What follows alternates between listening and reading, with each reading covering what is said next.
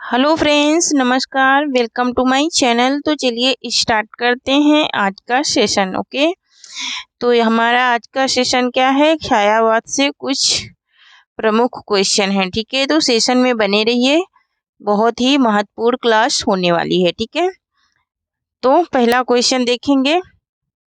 ठीक है, और एक छोटी सी रिक्वेस्ट है मेरी कि जो लोग अभी तक चैनल सब्सक्राइब नहीं करे हैं, प्लीज हो चैनल को सब्सक्राइब करें और शेयर कर लें। ठीक है, जिससे आपके साथ साथ दूसरे का भी फायदा होते रहे। ठीक है, तो आज का बहुत ही महत्वपूर्ण क्लास होने वाली है। छायावाद से कुछ क्वेश्चन और कुछ ग्रामर से रहेंगे। ठीक है, ओके, तो सेशन में बने रहिए। ठीक है, पहला क्वेश्चन है हमारा कि निम्नलिखित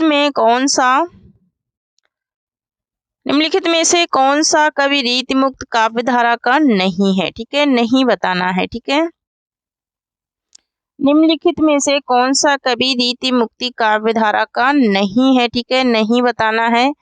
क्या आलम नहीं है, या बोधा, या फिर पद्माकर, या फिर भिखारी दास। ठीक है, क्या होगा इसका राइट आंसर। ठीक है, तो यहाँ पर इसका राइट आंसर हो जाएगा क्या, ऑप्शन नंबर डी हो जाएगा, भिखारी दास। भिखारी दास जो है ये रीति मुक्त काव्य धारा के नहीं है। फ्रेंड्स, यही एक क्वेश्चन है इसका रीतिकाल का, नहीं तो बाकी सारे के सारे क्या हैं, छायावाद से ही है। ठीक है, नेक्स्ट क्वेश्चन है कि कबीरा सोई पीर है जो जाने सब पीर में कौन सा अलंकार है। कबीरा सोई पीर है जो जाने सब पीर में कौन सा अलंकार है। तो यहाँ पर ऑप्शन नंबर ए है, क्या उपमा है, या फिर रूपक है, या फिर यमक है, या फिर विवसा है।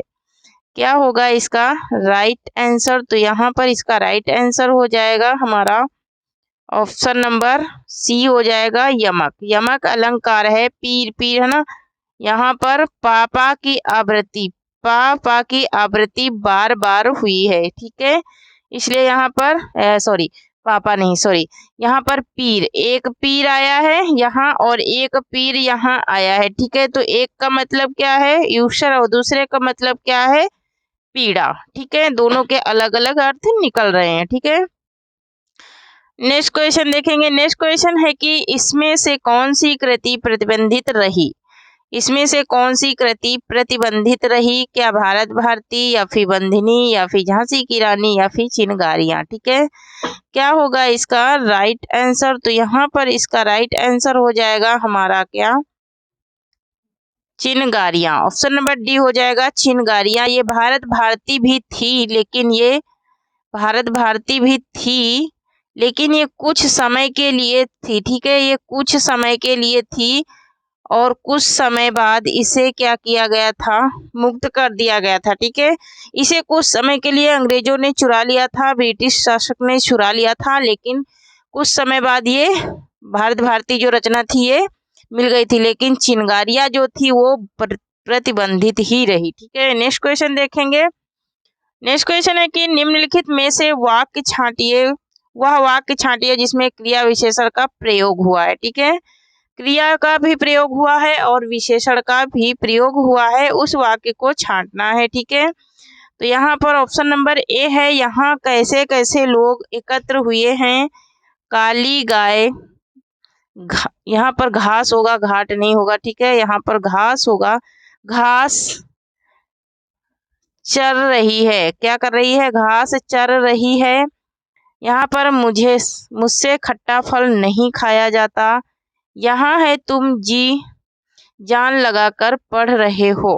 ठीक है, तो कौन सा क्रिया विशेषण अव्यय है। तो इसका राइट आंसर हो जाएगा हमारा option number option number D हो जाएगा, तुम जी जान लगाकर पढ़ रहे हो।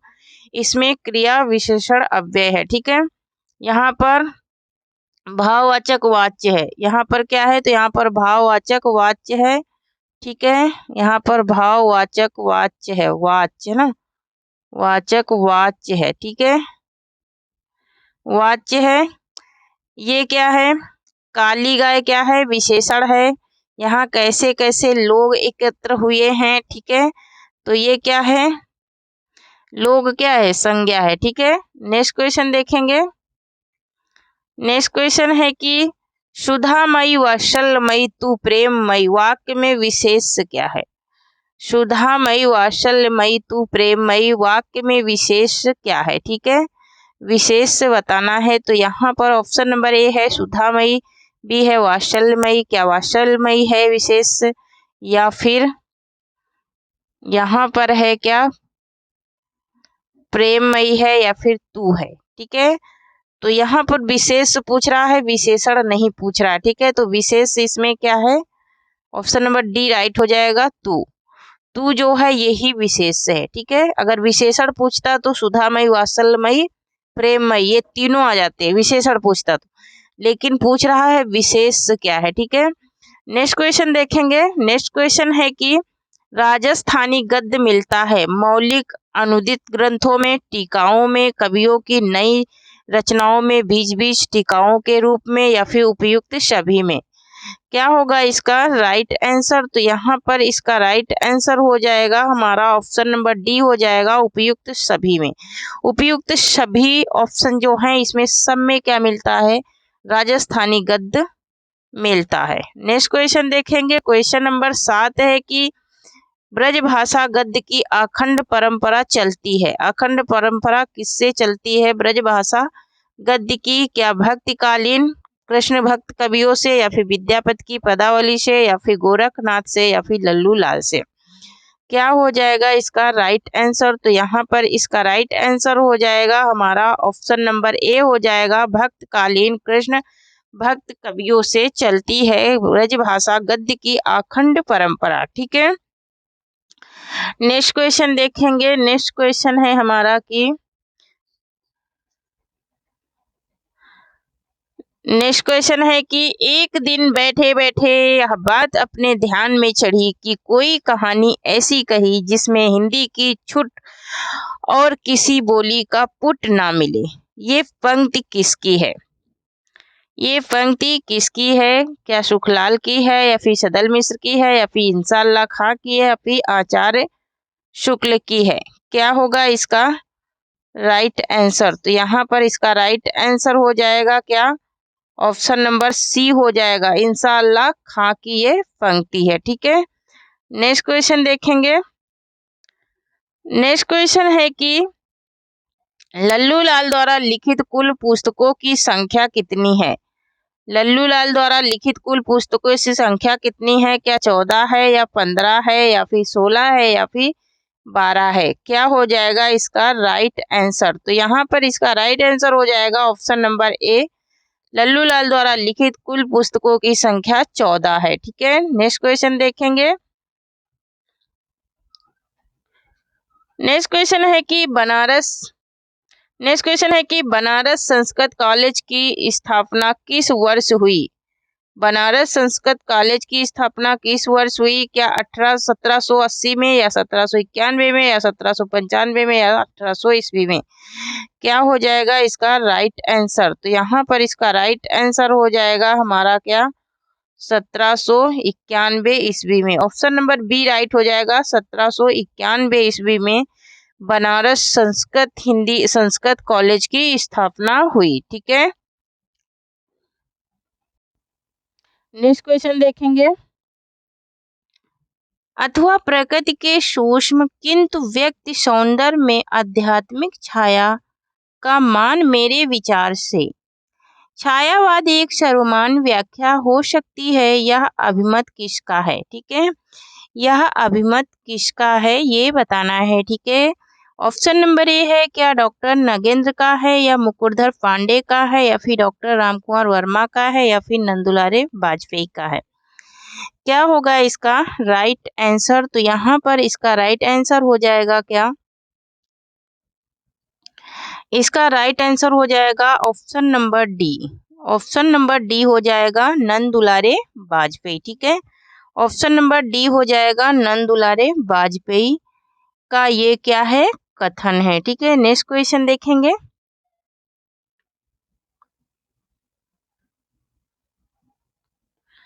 नेक्स्ट क्वेश्चन है कि किस कवि के काव्य में छायावाद प्रगतिवाद एवं किस कवि के काव्य में छायावाद प्रगतिवाद एवं अंतचेतनावाद का क्रमिक विकास परिलक्षित होता है। ठीक है, ऑप्शन नंबर ए है जयशंकर प्रसाद, बी है सूर्यकांत त्रिपाठी निराला, सी है सुमित्रानंदन पंत, और डी है महादेवी वर्मा। ठीक है, क्या हो जाएगा इसका राइट आंसर? ठीक है, तो यहाँ पर इसका राइट आंसर हो जाएगा हमारा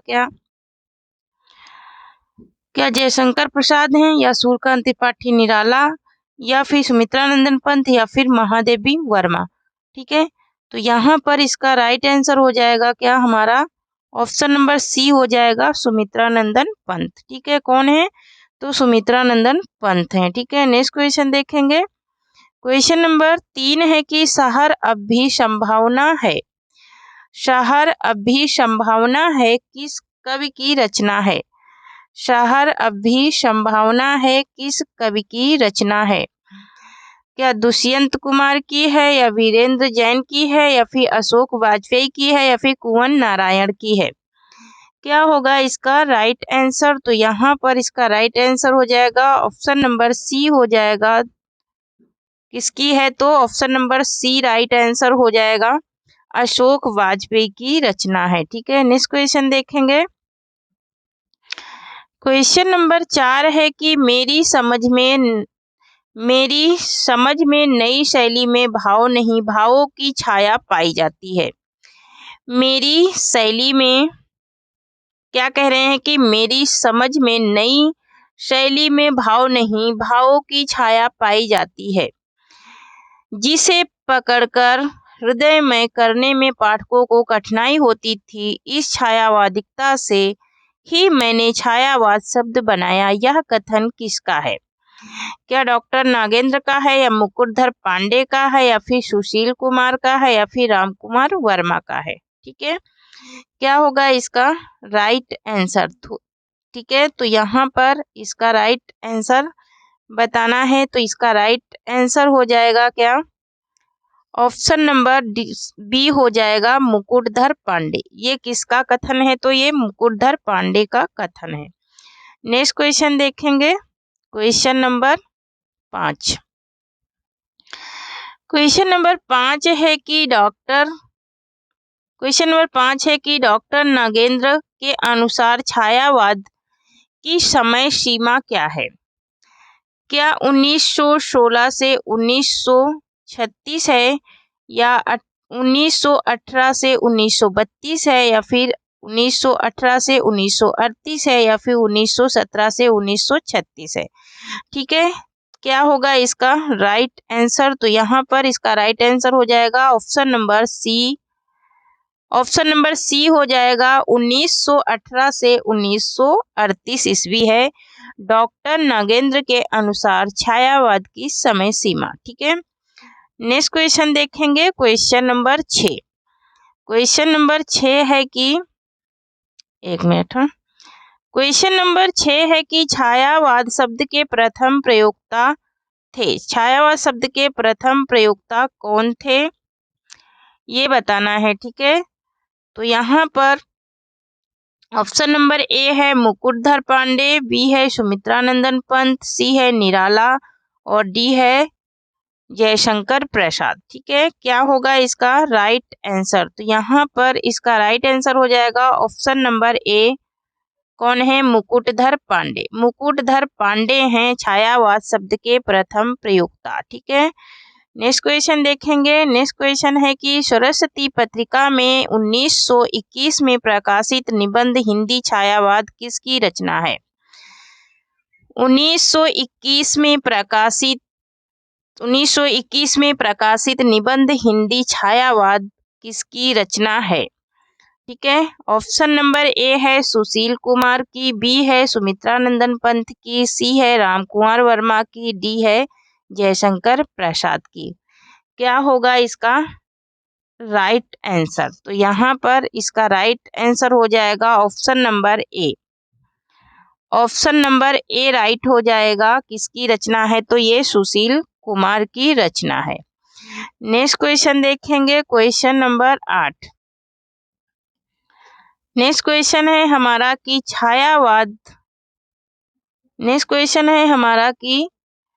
छायावाद वस्तुवाद रहस्यवाद के बीच की कड़ी है। यह कथन किसका है?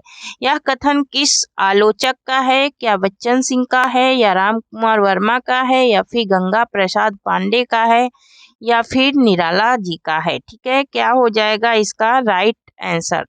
तो यहाँ पर इसका राइट आंसर हो जाएगा हमारा ऑप्शन नंबर सी हो जाएगा, गंगा प्रसाद का है। ये किसका है? तो ये गंगा प्रसाद का क्या है? कथन है। ठीक है, नेक्स्ट क्वेश्चन देखेंगे। क्वेश्चन नंबर 9 है कि निराला की रचनाओं का सही आरोही काल अनुक्रम है। क्या है? क्वेश्चन नंबर 9 की निराला की रचनाओं का सही आरोही काल अनुक्रम है। क्या अफरा, गीत कुंज, अर्चना, या फिर यहाँ ने है तो नए पत्ते होगा, ने नहीं होगा। ठीक है, टाइपिंग मिस्टेक है थोड़ा सा। ठीक है, नए पत्ते, अर्चना, गीत कुंज, अफरा, नए पत्ते, अर्चना, गीत कुंज, या फिर गीत कुंज, नए पत्ते, अफरा, अर्चना। ठीक है, तो इसका राइट आंसर क्या हो जाएगा? तो यहाँ पर इसका राइट आंसर हो जाएगा, सही अनुक्रम क्या है? पहले नए पत्ते है, ठीक है, फिर अर्चना है, फिर गीत कुंज है, फिर क्या है? अफरा है। ठीक है, तो राइट आंसर क्या हो जाएगा? ऑप्शन नंबर बी हो जाएगा। ठीक है, नेक्स्ट क्वेश्चन देखेंगे। नेक्स्ट क्वेश्चन है हमारा कि रीति काल में नीति विषयक कार्यों की रचना किसने की? रीति काल में नीति विषयक कार्यों की रचना किसने की? किसमें? रीति काल में नीति विषयक कार्यों की रचना किसने की? यहाँ पर कार्यों नहीं होगा, है ना, सॉरी, यहाँ पर कार्यों नहीं होगा, यहाँ पर काव्य होगा। ठीक है, क्या होगा? काव्य होगा। हाँ, बहुत मिस्टेक की है टाइपिंग में। तो यहाँ पर क्या हो जाएगा? काव्य। रीति काल में नीति विषयक काव्यों की रचना किसने की? क्या वृंद ने की, या गिरिधर कविराय ने की, या फिर यहाँ पर पूछ रहा है कि नहीं की। यहाँ पर क्या पूछ रहा है कि नहीं की। रीति काल में नीति विषयक काव्यों की रचना किसने नहीं की? ठीक है, नहीं की, तो क्या वृंद ने नहीं की, या फिर गिरिधर कविराय ने, या फिर नागरी दास ने, या फिर दीनदयाल गिरी ने नहीं की। तो यहाँ पर इसका राइट आंसर हो जाएगा option number C. Option number C हो जाएगा राइट आंसर, नागरी दास ने नहीं की है रीति काल में नीति विषयक काव्यों की रचना। ठीक है, नेक्स्ट क्वेश्चन देखेंगे। नेक्स्ट क्वेश्चन नंबर 11 है कि निम्नलिखित में कौन सी विशेषता रीति मुक्त काव्य की मुख्य विशेषता नहीं है? कौन सी विशेषता रीति मुक्त काव्य की मुख्य विशेषता नहीं है? नहीं बताना है। तो ऑप्शन नंबर ए है भावावेग का उच्छल प्रवाह, बी है व्यक्तिपारकता, और सी है सब इस प्रकार की रूढ़ियों से मुक्त थे, डी है शैल्पिक चमत्कार प्रदर्शन। ठीक है, तो यहाँ पर पूछ रहा है कि निम्नलिखित में से कौन सी विशेषता रीति मुक्त काव्य की मुख्य विशेषता नहीं है ना, नहीं पूछ रहा है। यहाँ पर क्या पूछ रहा है? नहीं थी। ठीक है, तो यहाँ पर भावावेग का उच्छल प्रवाह ये था रीति मुक्त कवियों में। ठीक है, भावावेग का उच्छल प्रभाव मतलब कि भाव को जान करके वो रचनाएं कर देते थे। व्यक्तिपारकता थी, मतलब कि व्यक्तित्व भी उनमें थी, और ये सब इस प्रकार की रूढ़ियों से क्या थे? मुक्त भी थे। किससे? रीत मुक्त, इसलिए इनका क्या नाम पड़ा? रीत मुक्त पड़ा। ठीक है, यहाँ पर राइट आंसर हो जाएगा option number D.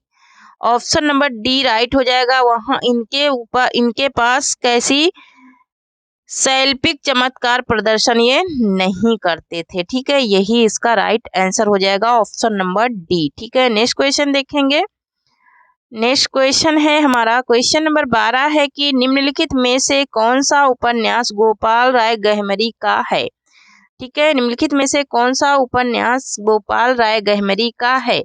Option number A है निसहाय हिंदू, बी है प्रेमामयी, सी है श्यामा स्वप्न और डी है ठेठ हिंदी का ठाठ। ठीक है, तो यहाँ पर ठेठ हिंदी का ठाठ का एक अपर नाम है देवबाला। क्या है? देवबाला। देवबाला है इसका अपर नाम। इसके लेखक कौन है? तो हरिओध हैं। कौन है? हरिओध हैं। ठीक है, हरिओध है। ठेठ हिंदी का ठाठ, ये ठेठ अवधि में लिखा गया है। किसमें लिखा गया है? तो ठेठ अवधि में लिखा गया है। श्यामा स्वप्न किसका है? तो जगमोहन सिंह का है। ठाकुर जगमोहन सिंह का है। ठाकुर जगमोहन सिंह का है ये। ठीक है, ठाकुर जगमोहन सिंह का है। निसहाय हिंदू बालकृष्ण भट्ट का है। किसका है? बालकृष्ण भट्ट। बालकृष्ण भट्ट का है। ठीक है, तो बचा क्या? Option number B. तो ऑप्शन नंबर बी इसका राइट आंसर हो जाएगा। ये किसका है? प्रेमामयी। तो प्रेमामयी गोपाल राय गहमरी का उपन्यास है। ठीक है, बाकी ये सारे उपन्यास हैं। ठेठ हिंदी का ठाठ किसका है? तो हरिओध का है। और इसका अपर नाम क्या है? तो देवबाला है। श्यामा स्वप्न ठाकुर जगमोहन सिंह का है। और निसहाय हिंदू किसका है? तो बालकृष्ण भट्ट का है। ठीक है, तो प्रेमामयी किसका हो गया? गोपाल राय गहमरी का हो गया। ठीक है, नेक्स्ट क्वेश्चन देखेंगे।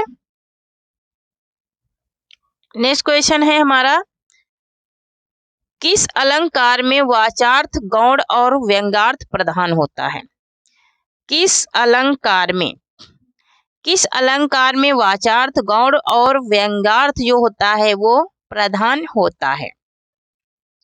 क्या वक्रोक्ति में होता है, या समासोक्ति में होता है, या फिर अन्योक्ति में होता है, या फिर अतिशोक्ति में होता है? क्या होगा इसका राइट आंसर? तो यहाँ पर इसका राइट आंसर क्या हो जाएगा? क्वेश्चन नंबर 13 का राइट आंसर क्या हो जाएगा?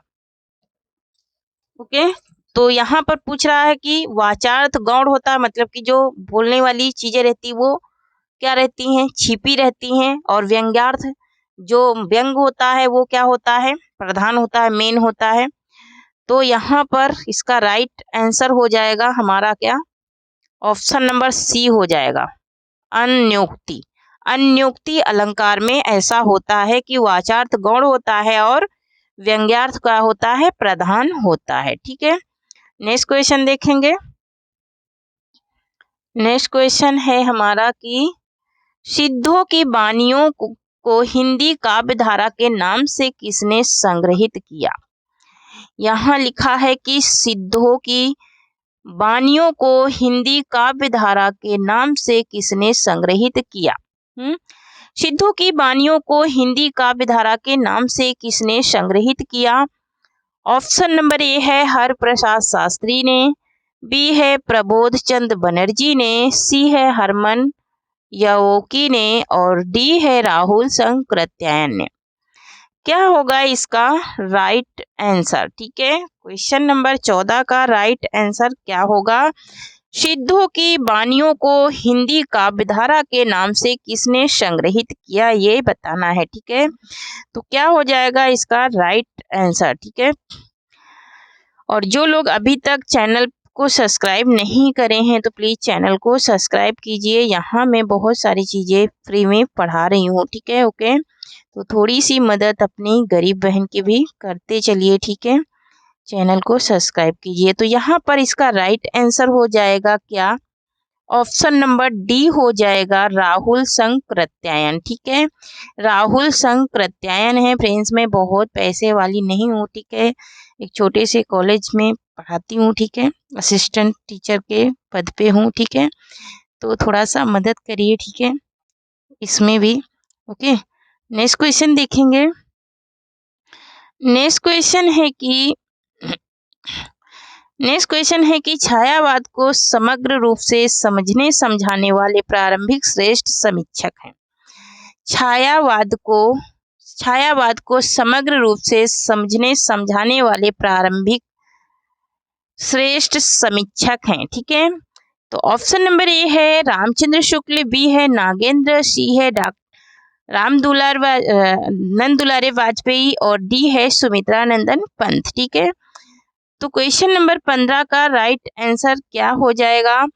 ये कह रहा है यहाँ पर क्वेश्चन की छायावाद को समग्र रूप से समझने समझाने वाले प्रारंभिक श्रेष्ठ समीक्षक कौन है? समीक्षक पूछ रहा है कि समीक्षक कौन है? तो रामचंद्र शुक्ल क्या है, या डॉक्टर नागेंद्र है, या नंदुलारे वाजपेयी हैं, या फिर सुमित्रानंदन पंत हैं? तो यहाँ पर इसका राइट आंसर हो जाएगा हमारा ऑप्शन नंबर सी हो जाएगा, नंदुलारे वाजपेयी हैं। इसका राइट आंसर हो जाएगा नंदुलारे वाजपेयी। ठीक है, नेक्स्ट क्वेश्चन देखेंगे। नेक्स्ट क्वेश्चन है कि दुख ही पिछली रजनी बीच विकसता सुख का नवल प्रकाश किस काव्य कृति का प्रबोध वाक्य है? ये बताना है। ठीक है, यहाँ पूछ रहा है कि ये कह रहा है कि दुख की पिछली रजनी बीच विकसता दुख का नवल प्रकाश किस काव्य कृति का प्रबोध वाक्य है? ठीक है, दुख की पिछली रजनी बीच विकसता सुख का नवल प्रकाश किस काव्य कृति का प्रबोध वाक्य है? ठीक है, ये बताना है। ऑप्शन नंबर ए है पल्लो का क्या है, या फिर राम की शक्ति पूंजा का है, या फिर चांद का मुंह टेढ़ा का है, या फिर कामायनी का है। जो लोग ये बुकें पढ़े होंगे, ठीक है, ये रचनाओं के बारे में पढ़े होंगे, आप लोगों को मैं बार बार बोलती हूँ कि एक बार आप लोग गूगल पे भी सर्च कर लिया करिए और रचनाएं उनके डिटेल के बारे में पढ़िए। ठीक है, उनका डिटेल एक बार पढ़िए तो पूरा क्या हो जाएगा, कॉन्सेप्ट क्लियर हो जाएगा। ठीक है, और ऐसे क्या रहता है कि हमारे क्वेश्चन प्रैक्टिस तो होती है लेकिन इसका कॉन्सेप्ट क्लियर होता नहीं है। ठीक है, तो ऐसा आप लोगों को अगर कॉन्सेप्ट क्लियर करना है तो मैं डिटेल में भी पढ़ाने के लिए रेडी हूँ, लेकिन आप लोग कमेंट में कुछ बताते नहीं है। ठीक है, इसलिए मैं प्रैक्टिस ही करवाती हूँ। ठीक है, तो अगर आप लोगों को डिटेल में भी पढ़ना है, हर एक रचना के बारे में जानना है, ग्रंथ के बारे में जानना है, तो प्लीज मुझे कमेंट करिए, तभी मैं आगे डिटेल में पढ़ा सकती हूँ। ठीक है, तो इसका राइट आंसर हो जाएगा ऑप्शन नंबर डी हो जाएगा, कामायनी। ठीक है, ये कामायनी की क्या है, कामायनी का ये क्या है, वाक्य है। ये कामायनी जो काव्य है, महाकाव्य है, इस की एक काव्य कृति है, उसी का ये क्या है, वाक्य है ना। ठीक है, नेक्स्ट देखेंगे। तो नेक्स्ट क्वेश्चन है, क्वेश्चन नंबर 17 है कि छायावाद की लघुत्रयी में शामिल रचनाकार नहीं है, तो कौन नहीं है? रामेश्वर शुक्ल, अंचल नहीं है। ठीक है, नेक्स्ट है 18 नंबर क्वेश्चन है कि किसने छायावाद को व्यंजनावाद का विलायती संस्करण कहा है? डॉक्टर नागेंद्र, रामचंद्र शुक्ल, मुकुटधर पांडे, या फिर रामकुमार वर्मा ने। क्या होगा इसका राइट आंसर? तो यहाँ पर क्या हो जाएगा, option number B, Ramchandra Shukla ने। नेक्स्ट क्वेश्चन है कि छायावाद के प्रवर्तक के संदर्भ में सुमेलित नहीं है। ठीक है, सुमेलित नहीं बताना है। ठीक है, ऑप्शन नंबर ए है रामचंद्र शुक्ल के अनुसार मैथिली शरण गुप्त एवं मुकुटधर पांडे, बी है प्रभाकर माचवे एवं विनय मोहन शर्मा के अनुसार माखनलाल चतुर्वेदी, सी है नंदुलारे वाजपेयी के अनुसार सूर्यकांत त्रिपाठी निराला, डी है इलाचंद जोशी व गणपत चंद के अनुसार जयशंकर प्रसाद। तो यहाँ पर ऑप्शन नंबर सी राइट हो जाएगा, नंदुलारे वाजपेयी के अनुसार सूर्यकांत त्रिपाठी निराला ये छायावाद के प्रवर्तक नहीं है। ठीक है, नेक्स्ट देखेंगे। नेक्स्ट है कि निम्नलिखित में से सुमेलित नहीं है। ठीक है, सुमेलित नहीं है, तो ऑप्शन नंबर ए है जयशंकर प्रसाद क्या प्रतिभा दर्शन के थे, या सुमित्रानंदन पंत अरविंद दर्शन के थे, ना निराला अद्वैत वेदांत दर्शन के। तो यहाँ पर ऑप्शन नंबर डी हो जाएगा, महादेवी वर्मा शक्त दर्शन की नहीं थी। ठीक है, ये शक्त दर्शन की नहीं थी, कौन? महादेवी वर्मा। नेक्स्ट क्वेश्चन देखेंगे।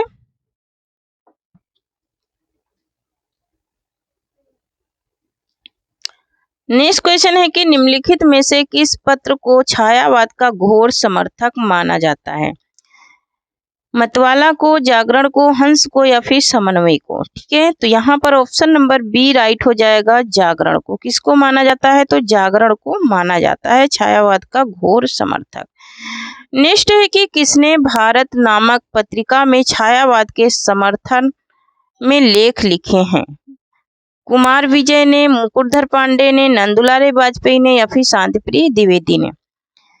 क्या होगा इसका राइट आंसर? तो यहाँ पर ऑप्शन नंबर सी हो जाएगा, मुकुटधर पांडे नहीं, नंदुलारे वाजपेयी ने। ठीक है, नंदुलारे वाजपेयी ने लिखे हैं। नेक्स्ट क्वेश्चन है कि निम्नलिखित में से सुमेलित नहीं है। जयशंकर प्रसाद, मानवीय भूमि की प्रधानता, यहाँ पर ऑप्शन नंबर सी राइट हो जाएगा, निराला, बुद्धि तत्व की प्रधानता। ठीक है, ऑप्शन नंबर डी राइट हो जाएगा, महादेवी वर्मा, समष्टि तत्व की प्रधानता इसमें नहीं पाई जाती है। किसमें? महादेवी वर्मा में। ठीक है, ऑप्शन नंबर डी इसका राइट आंसर। क्वेश्चन नंबर 24 है कि छायावाद की प्रयोगशाला का प्रथम आविष्कार माना जाता है। झरना को, प्रेम प्रतीक को या फिर कमायनी को या फिर अनामिका को। तो यहाँ पर झरना को छायावाद की प्रथम प्रयोगशाला का आविष्कार माना जाता है। ठीक है, नेक्स्ट क्वेश्चन है कि आचार्य शुक्ल के अनुसार छायावाद के प्रतिनिधि कवि हैं। पंत, निराला, महादेवी वर्मा या फिर जयशंकर प्रसाद। तो ऑप्शन नंबर ए राइट हो जाएगा। कौन है? सुमित्रानंदन पंत हैं। नेक्स्ट क्वेश्चन है कि लक्षणिक और व्यंग्यात्मक पद्धति का प्रलंग और प्रचुर विकास छायावाद की काव्य शैली की असली विशेषता है। यह कथन किस आलोचक का है? डॉक्टर नागेंद्र का, रामचंद्र शुक्ल का, मुकुटधर पांडे का, डॉक्टर नामवर सिंह का। ठीक है, क्या होगा इसका राइट आंसर? तो रामचंद्र शुक्ल का ये कथन है। ठीक है, नेक्स्ट क्वेश्चन है कि छायावादी रचनाकारों का सही आरोही काल क्रम है। निराला, पंत, प्रसाद, महादेवी वर्मा, प्रसाद, निराला, पंत या फिर प्रसाद, निराला, पंत, महादेवी वर्मा या फिर पंत, निराला, प्रसाद, महादेवी वर्मा। तो 1889, 1896, 1900, ठीक है, उसके बाद 1907 है ना। तो क्या हो जाएगा? ऑप्शन नंबर सी राइट हो जाएगा। क्या हो जाएगा? Option number C right answer हो जाएगा। नेक्स्ट क्वेश्चन है कि जयशंकर प्रसाद की रचनाओं का सही आरोही कालक्रम है। आंसू, उर्वशी, कमायनी, लहर या फिर उर्वशी, आंसू, लहर, कमायनी या फिर उर्वशी, आंसू, कमायनी, लहर या फिर उर्वशी, कमायनी, लहर, आंसू। तो 1909, 1925, 1933, ठीक है, और 1933, 1935। तो ऑप्शन नंबर बी राइट हो जाएगा। क्या हो जाएगा? Option number B. Question number 29 है कि जयशंकर प्रसाद की प्रथम छायावादी कविता है। श्रावण पंचक 1906 में, प्रथम प्रभात 1918 में, खोलो द्वार 1914 में, मीरा प्रेम 1909 में। तो इनकी प्रथम कविता बतानी है। ठीक है, तो इनकी प्रथम कविता क्या है? ऑप्शन नंबर बी राइट हो जाएगा, प्रथम प्रभात 1918 में ये प्रकाशित हुई थी। ठीक है, नेक्स्ट क्वेश्चन है कि जयशंकर प्रसाद की कौन सी रचना को हिंदी का मेघदूत कहा जाता है? उर्वशी को, आंसू को, शोकोच को या फिर कमायनी को। क्या होगा इसका राइट आंसर? तो ऑप्शन नंबर बी इसका राइट आंसर हो जाएगा, आंसू को कहते हैं। तो थैंक यू फ्रेंड्स, आज के लिए इतना ही। तब तक के लिए जय हिंद, जय भारत।